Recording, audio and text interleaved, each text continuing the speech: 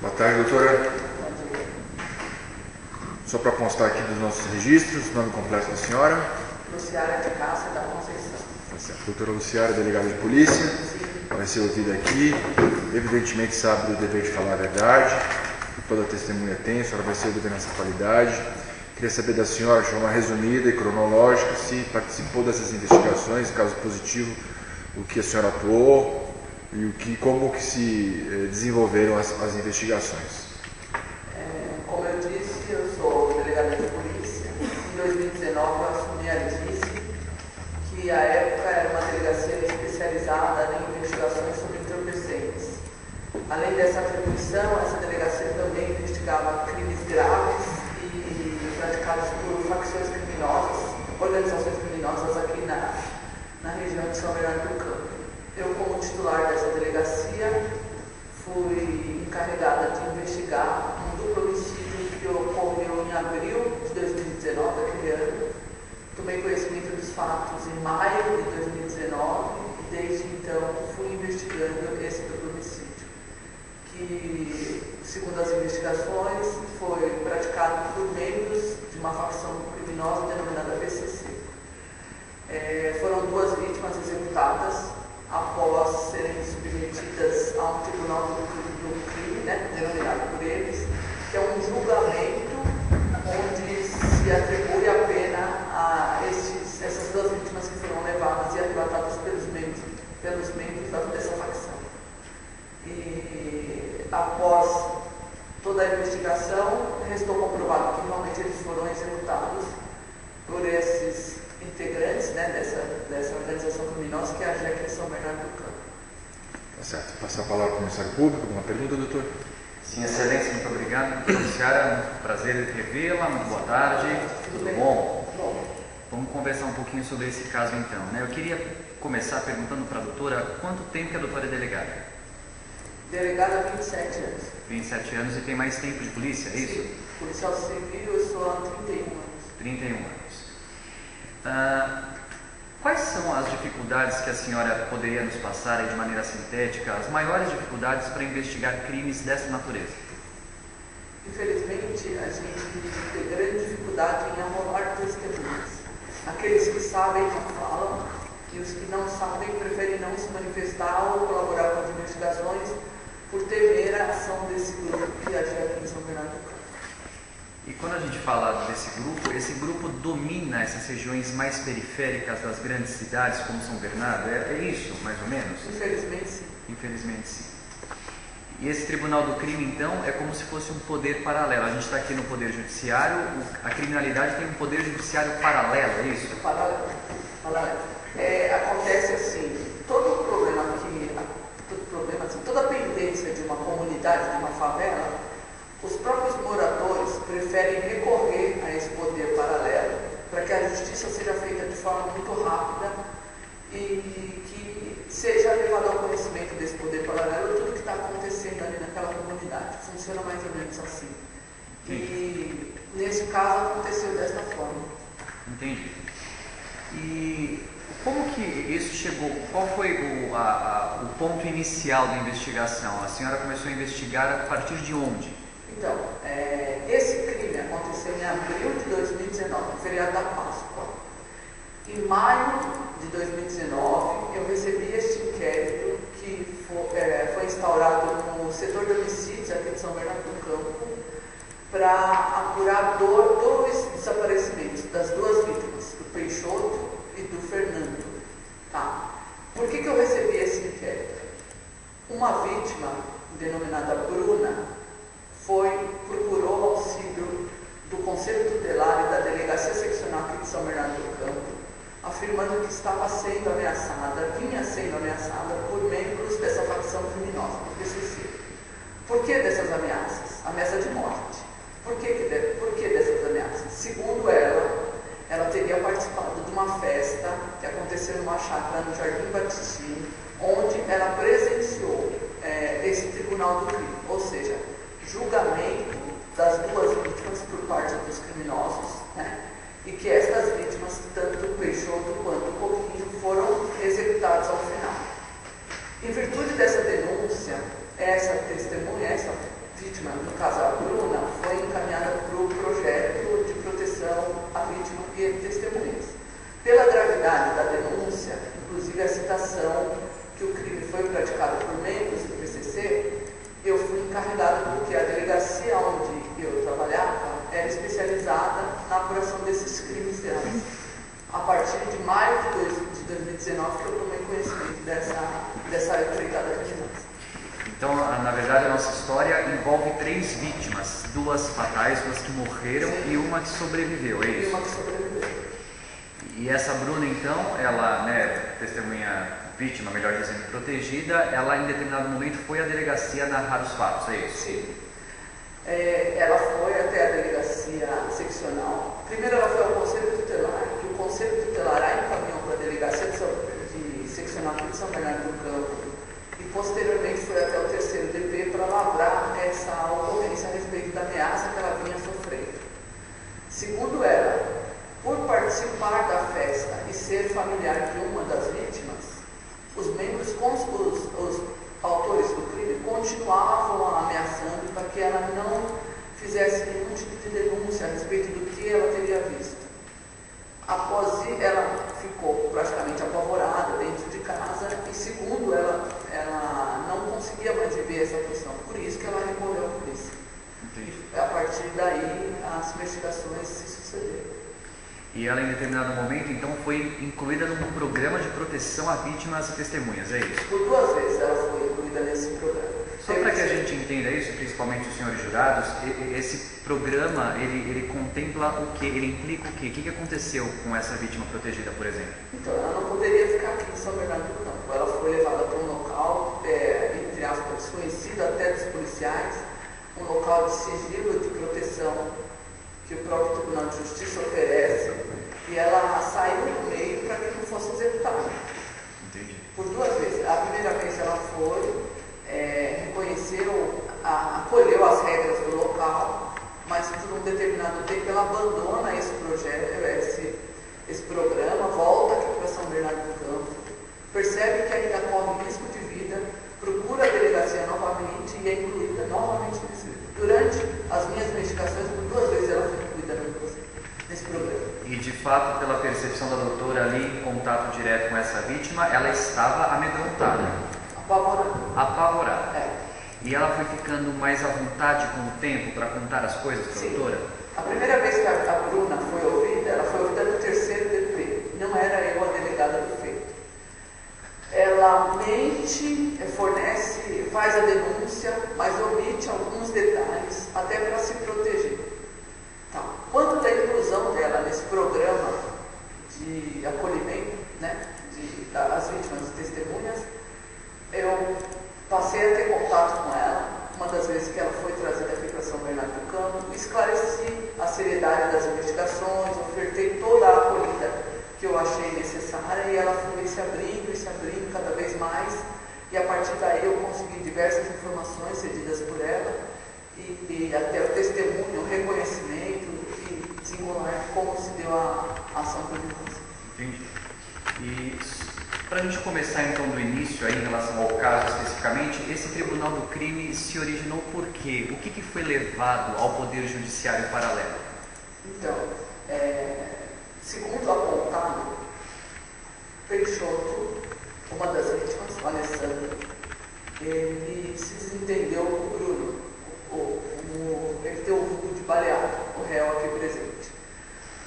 Peixoto era uma pessoa alta, baiano bem forte, e que teria anteriormente feito um curso de vigilante. Ele trabalhou na área da segurança. Apesar de ser um trabalhador, infelizmente ele era um viciado, que frequentava diversas biqueiras aqui na região de São Bernardo do Campo, pontos de venda de droga. E em uma dessas ocasiões se desentendeu com o Bruno, de vulgo baleado, vou repetir. Que é o nosso réu de hoje, é isso, Isso. Por ele ter esse porte, ter feito esse curso de vigilante, muitas pessoas acreditavam que ele era policial. Ele chegou até, por algumas testemunhas que foram ouvidas no inquérito, afirmar e mostrar o distintivo que ele tinha. Então, mas, pelo comportamento dele, se descobriu que ele não era policial, e sim um viciado, entre aspas, muito folgado. Após o desentendimento com o Bruno, acredito eu, por querer se vingar dessa situação, ele provoca a instalação desse tribunal do crime. Então o Bruno foi o que originou toda a nossa história, é isso? Toda a nossa segunda Essa história existe por conta dessa chamemos de fofoca ou de dessa história levada pelo Bruno aos colegas de crime, é isso? Isso. Segundo as testemunhas que foram ouvidas no inquérito, Bruno chega a dizer: eu vou falar para todo mundo que você é cagueta, que você não é polícia porra nenhuma, você vai ver o que vai te acontecer e tudo mais. E a partir de então, ele denuncia que Peixoto fazia parte de um grupo de extermínio e não seria policial, e sim cagueta de polícia. Entendi. E aí então as coisas começam. As coisas começam. Aí então, só para a gente seguir uma ordem cronológica, então depois desse fato noticiado pelo Bruno, eles arrebatam o Peixoto, é isso? Isso. Peixoto sai de casa dia 17 de abril de 2019, afirmando para a esposa, para a companheira, né, que iria comprar cigarro. Ele vai em diversos bares aqui, alguns bares aqui de São Bernardo do Campo, mas por ser viciado ele passa a consumir droga e álcool. Durante essa situação ele não retorna para casa e é dado como desaparecido, mas na verdade ele não estava desaparecido. Dia 18 de abril, após essa denúncia feita pelo Bruno Baleato aqui, é arquitetado um plano para que ele seja arrebatado. Ele foi arrebatado dia 18 de abril de 2019 e levado para o local onde se desenvolveu o Tribunal do Crime, né? Onde seria julgado pelos membros da facção criminosa. Isso. Esse local onde seria, doutora? Uma chácara situada na rua Cirilo Pelosini 107, que salvo engano, no Jardim Batistino. É denominada Chácara do Nariz, que é um dos integrantes. Isso. E esse Nariz é o apelido de algum dos integrantes do Rafael, que é um dos réus desse processo, é isso? Isso mesmo. Nesse local se desenvolveu uma festa, pela proximidade do feriado da Páscoa, o Rafael, ele organiza uma festa nesse local, onde tem piscina, churrasqueira, diversas pessoas estão ali. Sim. Eles necessitavam de um local para fazer esse tribunal. Após a denúncia do Baleato, ele, salvo engano, metralha um dos membros, procura o Rafael, o dono da chácara, falando que precisaria do local para que Peixoto fosse levado ali. Só para ficar bem claro, eu vou mostrar, não sei se já está aparecendo, mas eu vou organizar aí. Tem uma foto, vou me referir ao relatório de investigação de folhas 3609 seguintes.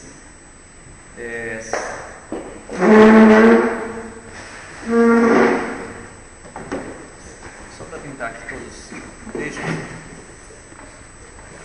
Mas eu vou mostrar depois para ter mais claro. Eu não consigo ver aqui por causa da limitação, mas depois eu vou mostrar. O cabo ali, doutor, cuidado para não cair o computador. Para não cair, né?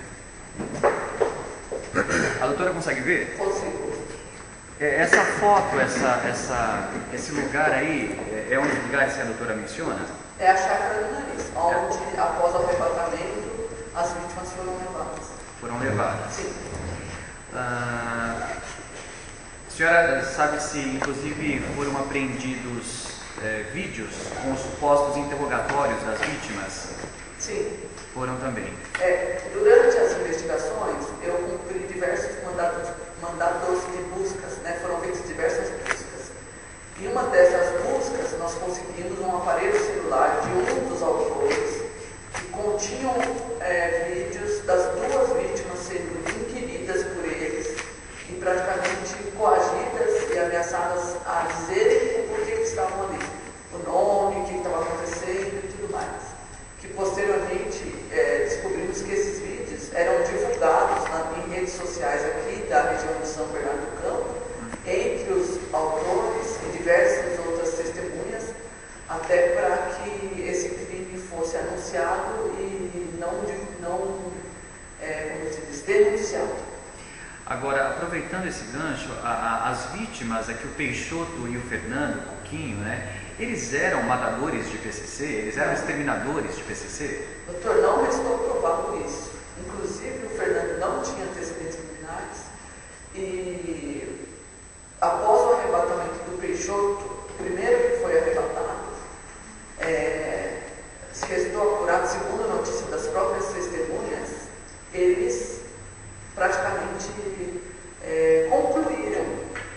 eles eram matadores de PCC, em virtude de uma, eu vou citar como se fosse uma brincadeira, ocorrida dia 13 de abril. O Peixoto e o Copinho, eles eram amigos próximos, como eu disse, os dois eram viciados, que frequentavam bares e biqueiras aqui em São Bernardo do Campo. Dia 13 de abril, eles se encontram próximo a uma biqueira, salvo engano, próximo à Favela do Sapo, e eles brincam entre eles. Ah, o PCC não existe, me dá 50 reais aí que eu mato eles mesmos. Mas eles estavam completamente drogados, segundo as testemunhas. Como ocorreu a denúncia por parte do baleado, e outras pessoas disseram, eles andam juntos, eles fazem parte da milícia, existem outras pessoas que andam com eles, eu ouvi dizer que eles matam mesmo.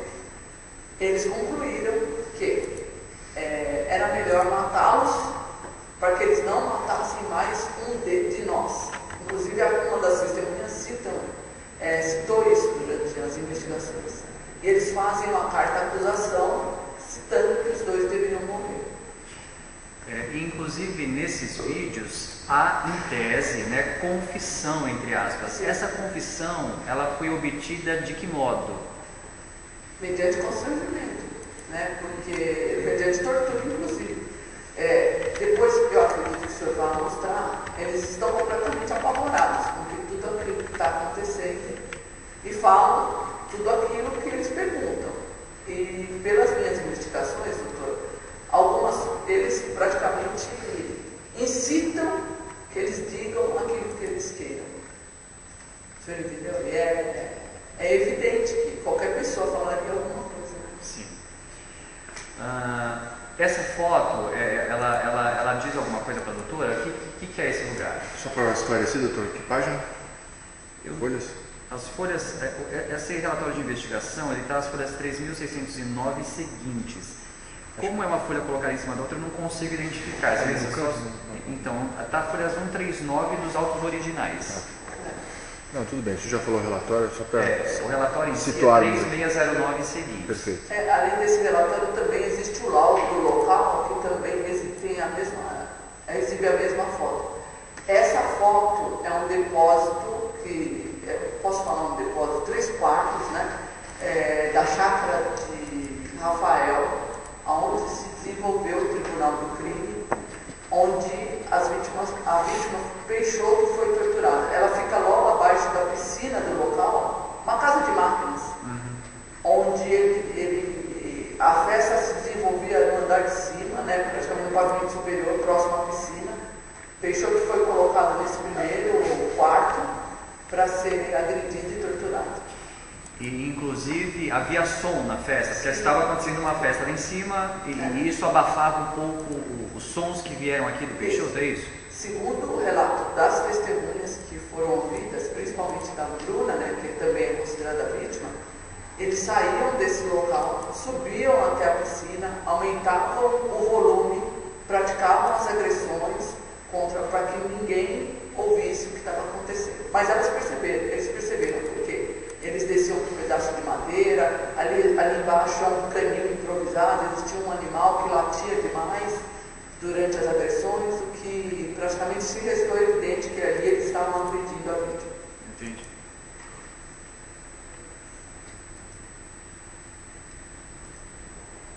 São fotos do quarto, é isso, né? Que eu estive no local com a minha equipe, depois, durante as diligências que executamos. Agora, dando um salto, eu vou voltar na ordem cronológica, mas só para a gente aproveitar aqui que a gente está conversando sobre os lugares, a doutora bem mencionou que os lugares foram periciados e, obviamente, não se encontrou sangue. Não. As vítimas não foram mortas aqui, né? As vítimas não foram mortas.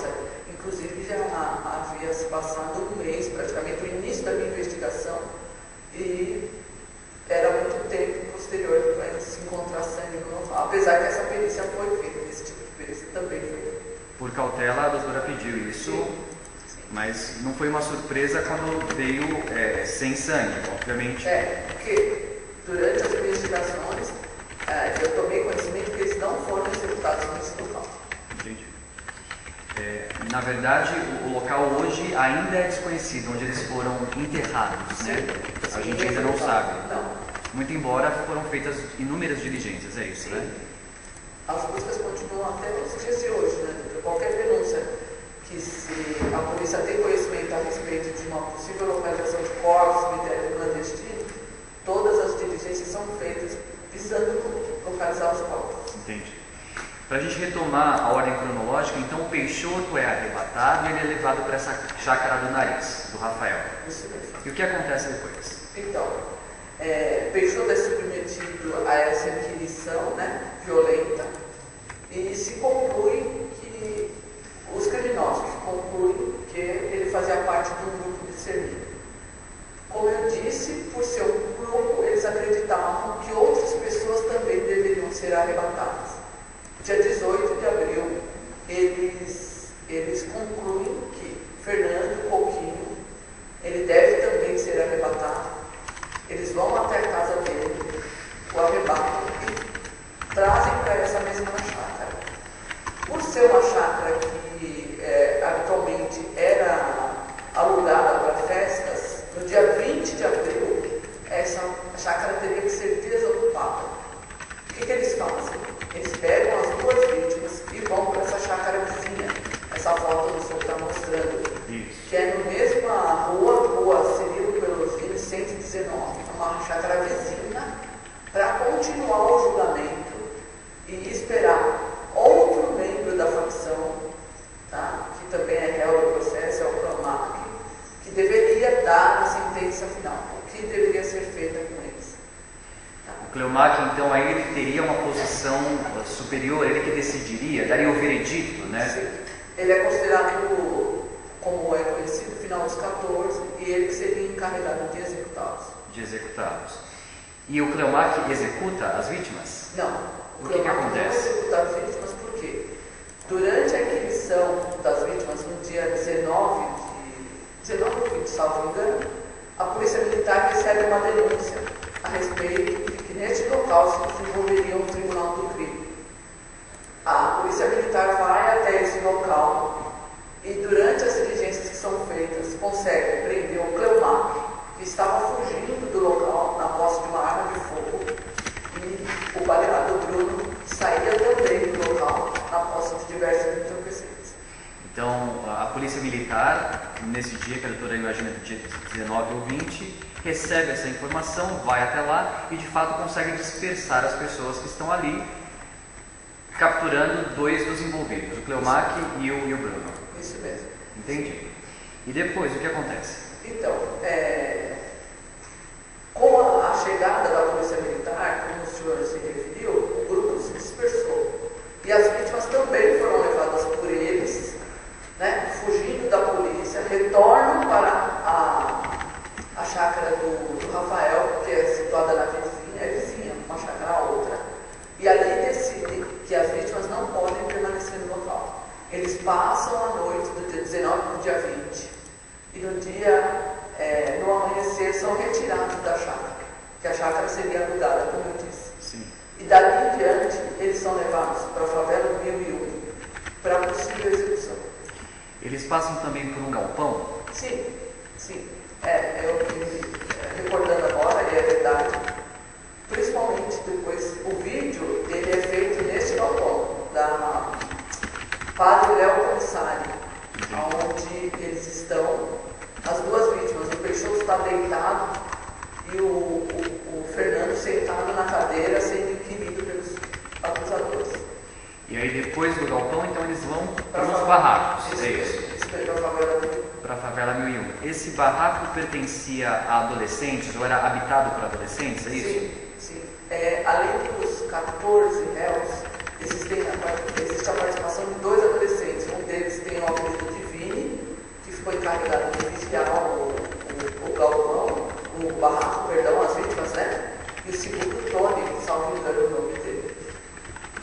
Que são essas fotos que eu estou mostrando para a doutora, né? Eu já mencionei a numeração, mas aquela numeração menor de folhas 115 e seguintes, são fotos do barraco para onde então as vítimas foram levadas, é As isso? vítimas foram levadas e permaneceram. E inclusive a vítima sobrevivente, né, ela foi levada, ela foi mantida neste barraco, é isso? Então, a vítima sobrevivente de nome Bruna era prima do Fernando, de um das vítimas. Qual seria o grande temor dos acusados, de todos os participantes dessa empreitada criminosa? Se ela fosse libertada, ela com certeza denunciaria. Por quê? Porque o primo dela foi torturado. Então, por decisão, ela também foi mantida em cárcere durante todo o feriado e 2 dias após, e só foi liberada com o compromisso de não dizer nada para ninguém. Por isso que ela também permaneceu nesse local. E mesmo tendo saído de lá com esse compromisso, em algum momento a mãe da Bruna acaba contando essa história para a vizinhança? A mãe da Bruna, a Lucidete, a mãe dela, ela também viciada, procurou a filha o feriado inteiro, e na comunidade da favela no Rio existia o comentário que a Bruna estava com os PCC, e de tudo aquilo ela só seria libertada, se fosse libertada, né, caso colaborasse. E ela, acredito eu, apavorada, saiu perguntando para todo mundo e denunciando o que estava acontecendo com a própria filha. Com a própria filha. Bom, e aí o local, então, eu já falei desse assunto, mas só para aproveitar a linha do tempo aí, então em seguida as vítimas são executadas, a gente não sabe até hoje onde os corpos estão, é isso, né? Isso mesmo. Foram identificados os veículos que foram usados para transporte das vítimas. Um deles foi apreendido na posse de outros réus também no processo, com 2 armas, as armas com resquícios de prova, e possivelmente eles foram executados com essas armas. Mas o local exato eu não cheguei ao final à conclusão onde seria. E mesmo hoje a doutora menciona que sempre que chega alguma notícia, isso é apurado, mas ainda não se obteve êxito, né? Não, eu durante os 60 dias que eu trabalhei nesse inquérito, eu fiz diversas investidas em matas aqui de São Bernardo do Campo, as denúncias feitas pelas vítimas, por alguns dos acusados, e até o setor de homicídio aqui de São Bernardo do Campo continua a procura dessas vítimas. Entendi. E doutora, essa estrutura, então, do Tribunal do Crime é uma estrutura, um órgão, né, chamemos assim, que faz parte, então, da organização PCC, é isso? Sim. Então, a sua investigação concluiu que os indiciados, aí que eram 16 indiciados inicialmente, né? 14 criminosos. Isso. Essas pessoas eram membros, então, do PCC, é isso? Todos eles. A doutora concluiu com certeza no seu relatório e nas suas investigações nesse sentido. Nesse sentido. Para a gente aprofundar agora um pouquinho mais, porque hoje todos os demais réus já foram julgados, como a doutora bem sabe, e hoje a gente está tratando exclusivamente do Bruno. E em relação ao Bruno, o que a doutora, de maneira obviamente sintética, eu sei que faz 3 anos, aí, mais de 3 anos, mas o que a doutora se lembra da participação do Bruno nessa história? Como eu disse para o senhor, o Bruno foi o denunciante, o delator, o que provocou a instalação de um tribunal do crime. Pelo que eu tenho conhecimento, doutor, o Bruno ele participou de toda a fase da acusação, participou do tribunal.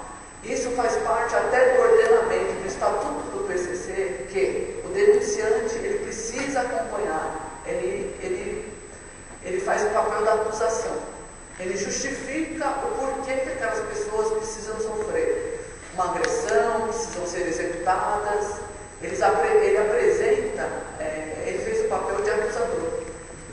Você entendeu? Inclusive, durante o inquérito, há relato das testemunhas que Bruno era temido no bairro onde morava. Que o Bruno era uma pessoa muito arrogante, que ameaçava diversas pessoas. E para ele ter provocado essa instalação desse tribunal, é que realmente estava baseado numa vingança do Alessandro, né, do Peixoto.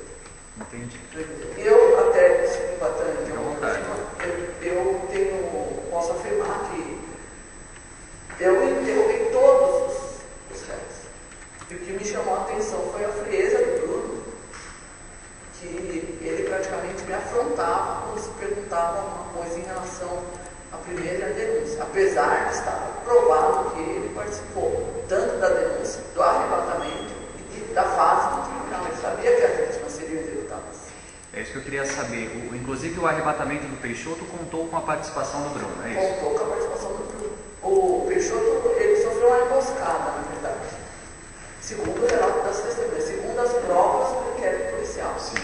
Tá? Por ser viciado, ele tinha amizade com outro réu, ele, para usar um termo, cheirava junto. Uhum. Por ele ter passado a noite inteira usando droga e alcoolizado, ele foi até o bairro de Fortaleza, onde provavelmente foi, e o Henrique, que é muito amigo, muito próximo do baleado, o chamou, e ali eles fizeram emboscada. Ele participa da emboscada do Peixoto. Sim. Então, João Henrique, inclusive, que já foi julgado, estava com ele. Estava com ele. O João Henrique é muito próximo a ele, tá? De uma certa, ao baleado, ao Bruno, e de uma certa forma era leal ao partido, por isso que acolheu e aceitou participar de de tudo que aconteceu. Entendi. A senhora já conhecia o Bruno antes ou essa investigação foi a primeira vez que a senhora... Não conheci o Bruno antes, foi a primeira vez que eu ouvi.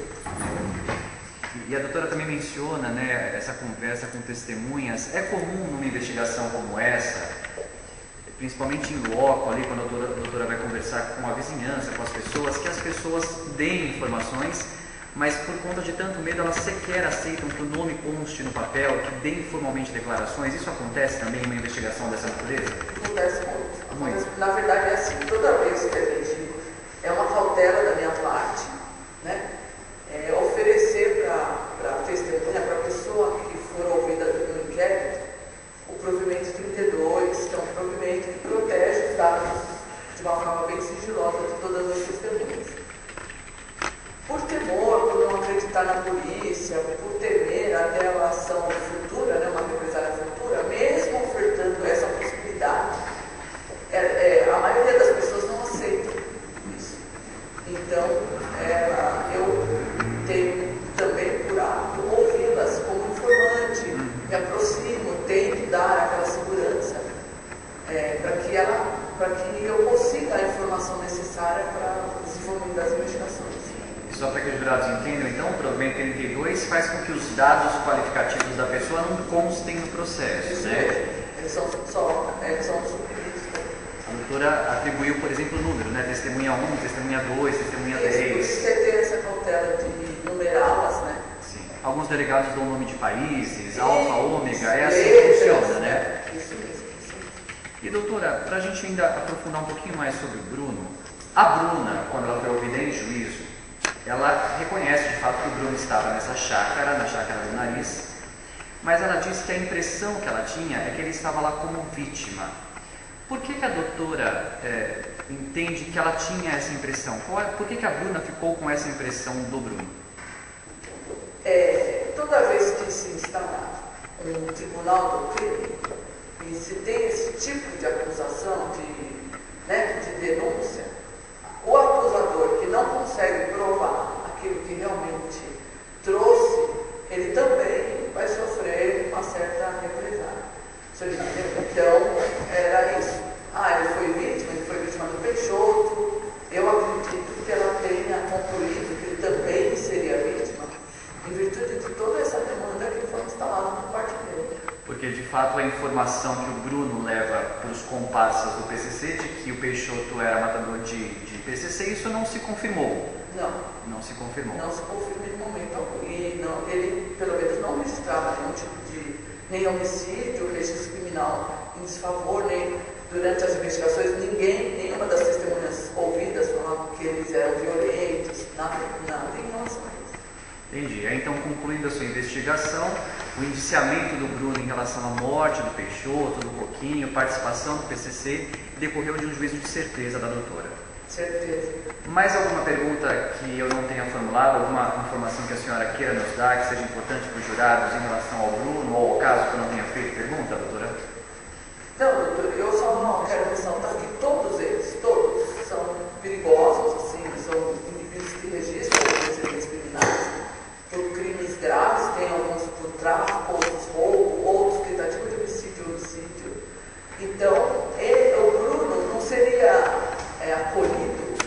não fosse, eu vou falar entre aspas, uma pessoa respeitada pela organização criminosa.